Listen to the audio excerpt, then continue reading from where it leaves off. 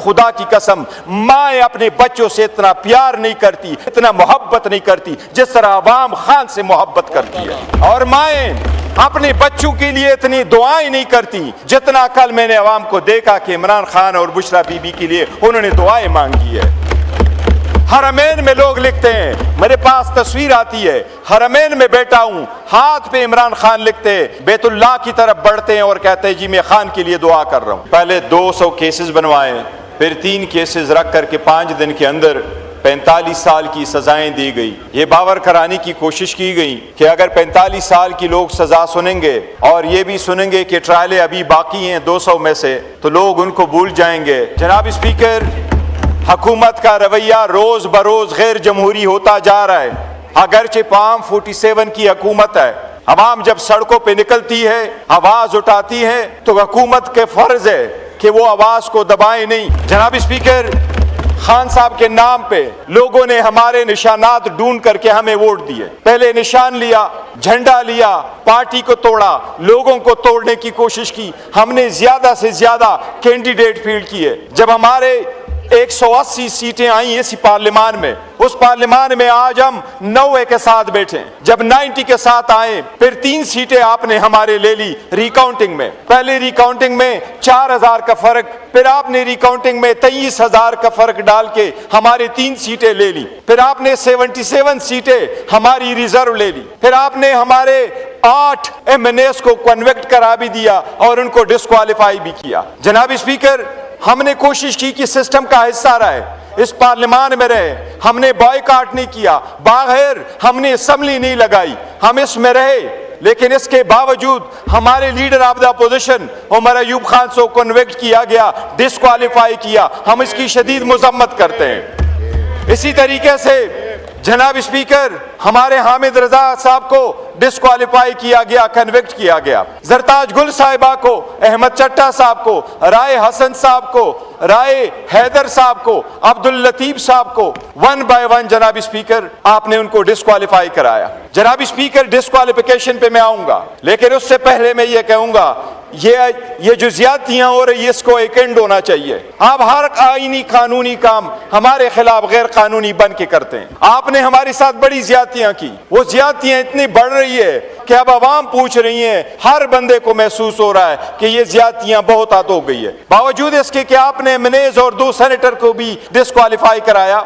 आपने शेख वकास साहब के खिलाफ ये रेजोल्यूशन यहां से मुंह कराया कि उसको क्यों ना उसकी सीट डिक्लेयर करे, कि वो 40 कंसेक्यूटिव डेज के बाद वो उसकी सीट वैकेंट है। जनाब स्पीकर, आर्टिकल 64(2) में कैटेगोरिकली लिखा है कि ये ईवान अगर लीव रिफ्यूज करे, जनाब स्पीकर आपकी तवज्जो चाहिए, ये अहम मामला है, कल आपने इस फोरम में रखा है, ये आप अगर कस्टोडियन की हैसियत से आपका फर्ज बनता है। रूल्स और आइन के मुताबिक ईवान चलाना आपकी जिम्मेदारी है। हमने हमेशा कहा है कि हम चाहते हैं कि इस कुर्सी पे जो बैठा वो इंडिपेंडेंट हो। जनाब स्पीकर, एक ही वक्त नहीं है कि इस ईवान के सामने शेख वकास की लीव एप्लीकेशन आया हो और इस ईवान ने शेख वकास की लीव एप्लीकेशन रिजेक्ट की हो। ये अपोजिशन मुतालबा करती है कि हमें बताया जाए शेख वकास की लीव एप्लीकेशन ईवान के सामने क्यों नहीं रखी गई। अगर कोई मुहज़्ज़ब दुनिया होती तो ये ईवान को मिसलीड करने के मुतरादिफ कार्रवाई होती। बरतानिया में जॉन मेजर की हुकूमत सिर्फ एक रिपोर्ट पे गई थी कि बर वक्त वो पार्लियामेंट के सामने क्यों नहीं रखा गया। जनाब स्पीकर, ये एक सटल कानून है। जनाब आपका लॉ मिनिस्टर यहाँ बैठा है, एक चीज ये वजाहत इस ईवान के फ्लोर पे करे, हम वजाहत मांगते हैं। पाकिस्तान की हिस्ट्री में डिस्क्वालिफिकेशन का कानून सेटल हो चुका है और ये इनकी वजह से ज्यादा सेटल होने के ये पीछे पड़े थे। जनाब स्पीकर, दस्ती साहब को डिस्क्वालीफाई किया गया। Jamshed Dasti, we are proud of Jamshed Dasti, वो खान का टाइगर है, इंशाल्लाह वापस इस ईवान में आएंगे। जनाब स्पीकर, इस फ्लोर ऑफ द हाउस पे आपको कहता हूं, लोग इमरान खान के साथ जुड़े हुए हैं। मैं देखा है आवाम की जमे गफीर पूरी दुनिया में निकली थी, दुनिया के हर कोने में एहतजाज था। जनाब स्पीकर, ये उसका टाइगर है, इंशाल्लाह ताला इस ईवान में वापस आएगा। लेकिन ईवान से मैं पूछता हूं, आप ये क्वेश्चन हुकूमत के सामने रखेंगे, लॉ मिनिस्टर से इस पे बातेंगे, एक्सप्लेनेशन मांगेंगे, और अगर नहीं है तो कानून से बालातर नहीं है। हमने इलेक्शन कमीशन को इस ईवान के सामने बुलाना है, उनको अकाउंटेबल करना है कि ऐसे ऑर्डर क्यों पास हो रहे हैं। जनाब स्पीकर, पहली बात ये, इलेक्शन कमीशन के बारे में सुप्रीम कोर्ट ने ये ऑर्डर किया था, ये सुप्रीम कोर्ट की फुल बेंचेस का फैसला है कि इलेक्शन कमीशन के पास किसी को सादिक और अमीन कराने का इख्तियार इलेक्शन कमीशन के पास नहीं है। ये इख्तियार समाअत इलेक्शन कमीशन नहीं रखती। ये सुप्रीम कोर्ट ने ला सेटल किया। जनाब स्पीकर, लॉ मिनिस्टर के नोटिस में ले आऊं, पहली मर्तबा पाकिस्तान की हिस्ट्री में हर चीज हमारे साथ पहली मर्तबा हो जाता है। हम पे एक्सपीरियंस किए जा रहे हैं और हर एक्सपीरियंस से अल्हम्दुलिल्लाह ये लोग सारे गुजरते और स्ट्रांग बैठे हुए इंशाल्लाह स्ट्रांग खड़े रहेंगे। जनाब स्पीकर, पाकिस्तान की हिस्ट्री में जिन लोगों के डिस्क्वालिफिकेशन के केसेस इलेक्शन कमीशन में गए हैं, आज तक सिवाय जमशेद दस्ती के सुप्रीम कोर्ट ने, इलेक्शन कमीशन या सुप्रीम कोर्ट या किसी कोर्ट ने कभी भी किसी को आर्टिकल 62(1)(d) में डिस्क्वालीफाई नहीं किया कि कोई कमीशन ये कह के बोल दे कि you are not a man of a good character. अफसोस के साथ कहना पड़ता है कि इतनी बड़ी आईनी जिम्मेदारी उस बंदों को दी गई है जिन्होंने पहली मर्तबा आर्टिकल 62 को इम्पोज किया। जनाब स्पीकर, हमारे जो एमएनए थे ये बड़ा अहम है। उमर अयूब खान साहब, राय हसन नवाज साहब, हामिद रजा साहब, जरताज गुल साहिबा, राय हैदर साहब, अब्दुल लतीफ साहब, ये वाला अहमद चट्टा साहब, ये सारे डिस्क्वालीफाई हो गए। इलेक्शन कमीशन ने ओवरनाइट डिस्क्वालिफिकेशन नोटिस इशू की। इनके रीजन क्या है?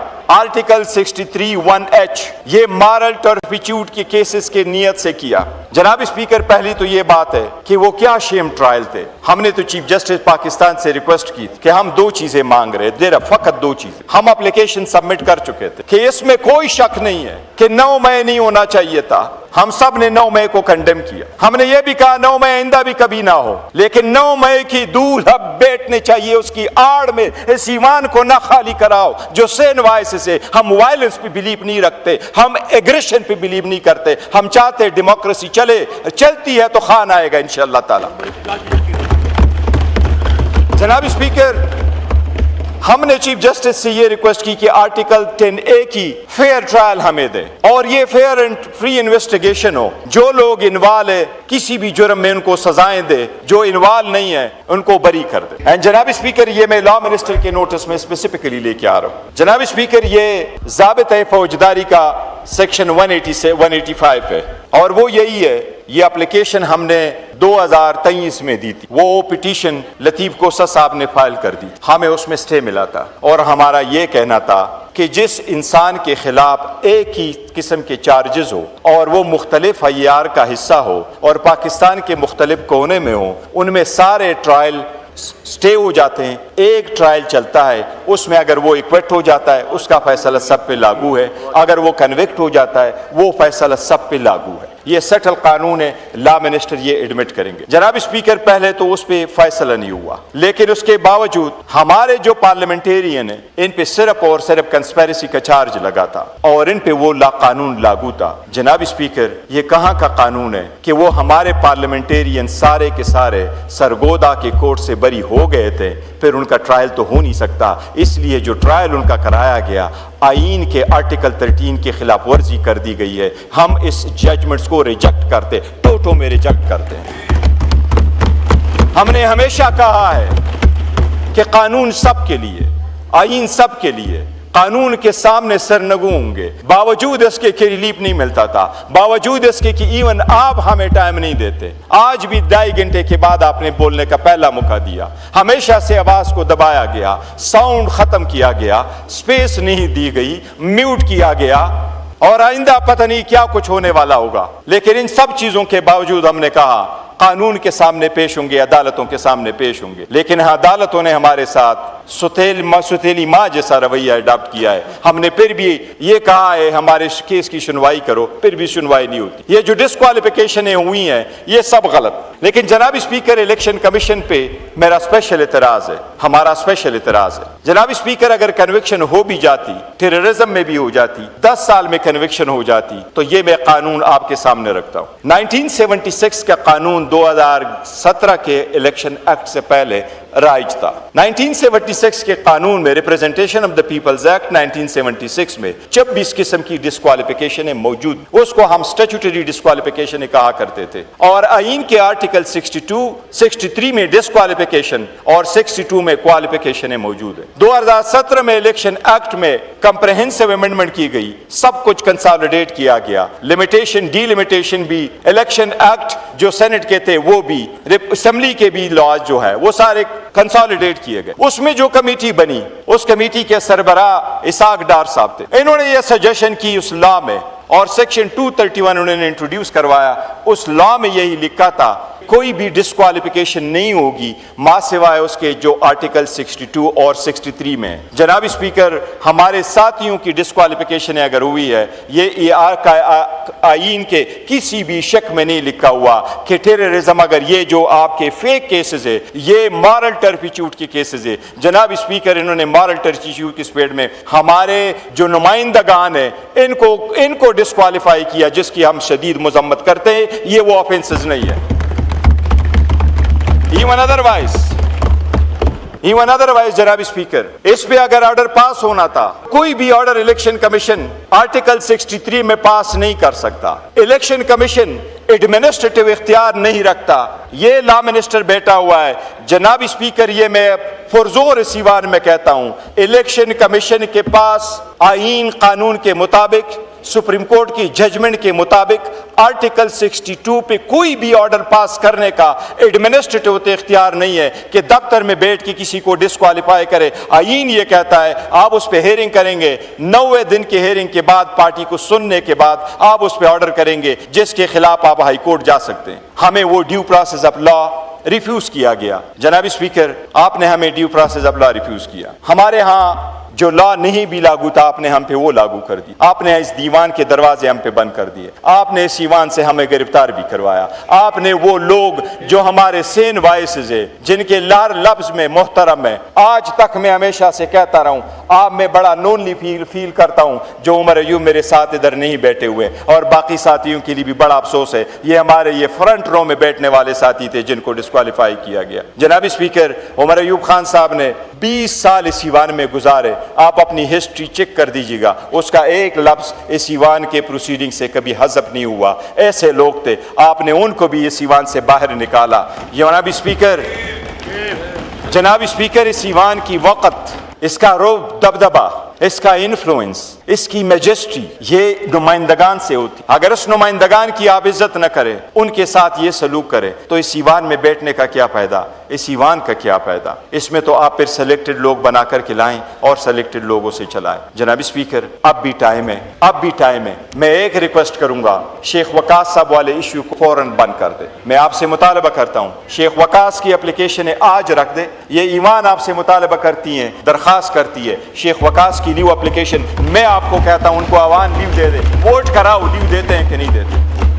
जनाब स्पीकर, सख्तियां ज्यादा हो गई, दूरियां ज्यादा पैदा हो गई, पॉलिटिकल विक्टिमाइजेशन बहुत हो गया। जनाब स्पीकर, हम रियासत के वफादार हैं, हम रियासत को बेहतर साना चाहते हैं, हम इस मुल्क के शहरी हैं, हम पैट्रियाटिक हैं। पाकिस्तान की आवाज लगी तो ये सारे लोग जिनको अपने घरों में जाने की इजाजत नहीं थी, ये उठ खड़े हुए पाकिस्तान के साथ खड़े रहे। जनाब स्पीकर, हमें इस ईवान से इस तरह बेआबरू होकर निकालेंगे तो इस ईवान की आबरू नहीं रहेगी, ये कोई और होगा, थर्ड पार्टी आपसे इसका फायदा उठा लेगी। जमहूरियत को खतरे में न डालें, जमहूरियत को नुकसान ना पहुंचाए, ये मेरी आपसे इस्तदा है। इस पर जरूर रूलिंग दे।